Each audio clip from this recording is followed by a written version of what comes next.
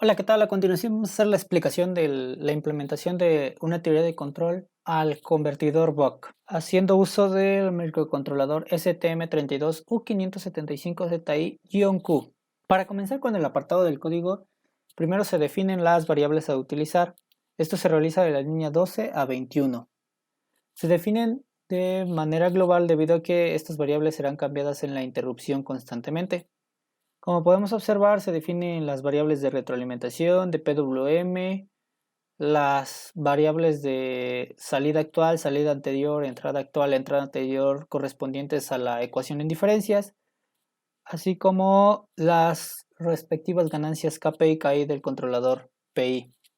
Para comenzar, se realiza el encendido del microcontrolador de la línea 25 a 27. A continuación, se realiza la activación de los puertos y periféricos de la línea 29 a 37.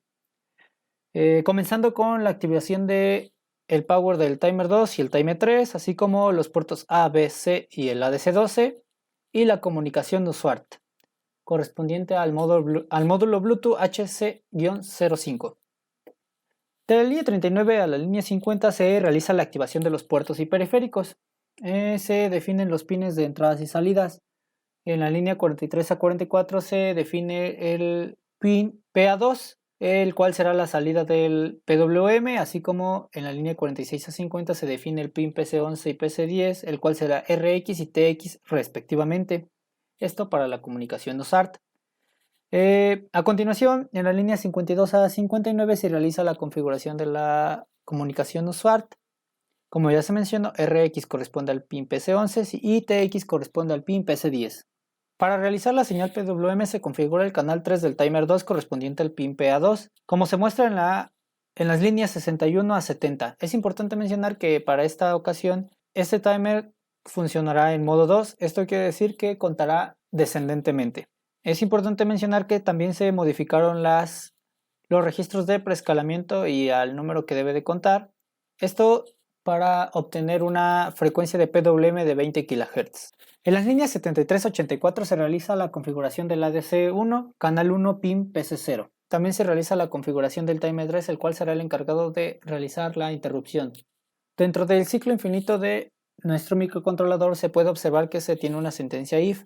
Esta espera un valor recibido mediante el módulo Bluetooth. Cuando un valor es recibido, en la línea 100 se almacena la variable Rx. De la 101 a la 113 se realiza la siguiente sentencia. Si el valor recibido es una A, esto tendrá como entrada un valor de 6 volts. Si el valor recibido es una B, esto tendrá como entrada el valor de 3 volts. Por el contrario, simplemente almacenará la entrada que tenga anteriormente. Como se puede observar, se mencionó 6 y 3 volts. Sin embargo, en la pantalla en la línea 104 y en la 108 no se visualizan estos valores. Esto se debe a que este es el valor cuando se acondiciona la señal retroalimentada. Para ello se definió esta variable esta ganancia de retroalimentación en la línea 13. Nuestra ganancia de retroalimentación es de 0.2856. Por lo tanto, obtenemos para 6 volts un valor de 1.71 y para 3 volts un valor de 0.8568. Por su parte, en el apartado de la interrupción es aquí donde se realiza la teoría del control del PI. Para comenzar, se comienza con la retroalimentación, en la cual en la línea 125 se inicia la captura del ADC, en la línea 126 se espera que termine la captura del ADC y se convierta a la variable. En la 128 el valor leído del ADC se convierte a un valor de voltaje entre 0 y 3.3. Para a continuación obtener el error. El error se obtiene de la diferencia de la entrada asignada, es decir, la recibida por el Bluetooth, menos el valor de la retroalimentación leída. Este error entra en la ecuación de diferencias en la línea 133 a 138, recordando que esta ecuación en diferencias corresponde al control PI, obteniendo a la salida el valor SK. El valor SK es asignado directamente a la salida del PWM. Sin embargo, es importante reconocer que el valor SK no está limitado entre 0 y 199, el cual fue configurado a nuestro límite de cuenta. Por ello, si la salida SK es mayor a 199, el PWM se quedará en un valor de 198. Por el contrario, si es menor a 0, es decir, la salida SK es negativa, el PWM simplemente se mantendrá en 0. Y este valor de comparación simplemente se asigna al registro de comparación del timer 2 en la línea 151. Con esto tenemos explicado la parte del código para el control PI del BOC.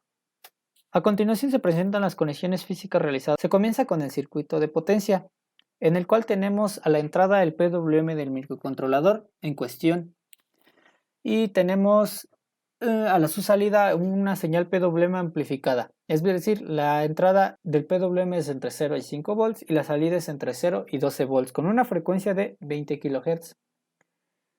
Es importante mencionar o recordar más bien que el PWM del microcontrolador trabaja en modo 2, es decir, en modo cuenta hacia abajo. Fue configurado de esa manera debido a que este circuito de potencia invertirá el valor del PWM, es decir, cuando el PWM del microcontrolador se encuentre en 0 volts, el circuito de potencia mandará su valor más alto, es decir, 12 volts, mientras que cuando el PWM del microcontrolador se encuentra en 5 volts, el circuito de potencia mandará 0 volts.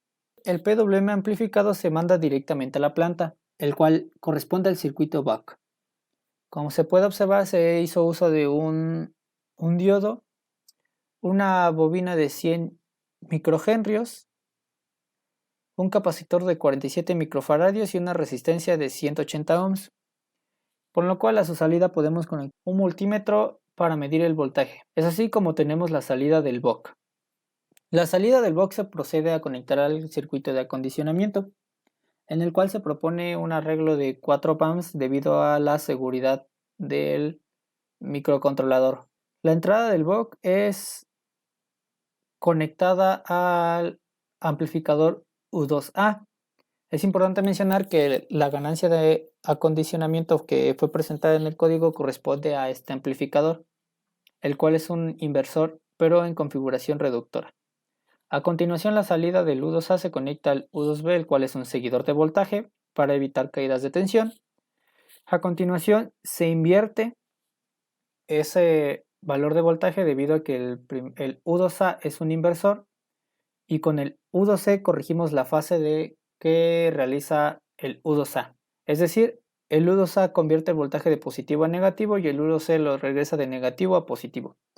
Por último, el U3A es importante alimentarlo entre 0 y 5 volts, esto debido a que servirá como circuito de protección del microcontrolador y simplemente es un amplificador en una configuración de seguidor de voltaje, teniendo la salida del voltaje limitado entre 0 y 3.3 volts y este será el voltaje de retroalimentación. De igual manera podemos conectar un multímetro para medir el voltaje a la salida de este circuito de retroalimentación y asegurarnos de que no sobrepase el valor de 3.3 volts. Por último, se observan las conexiones del circuito con el microcontrolador STM32U575ZIQ. Se puede observar que el PWM del microcontrolador se va al pin PA2, el cual es el PWM. La señal de retroalimentación se va al pin PC0, el cual es el ADC, y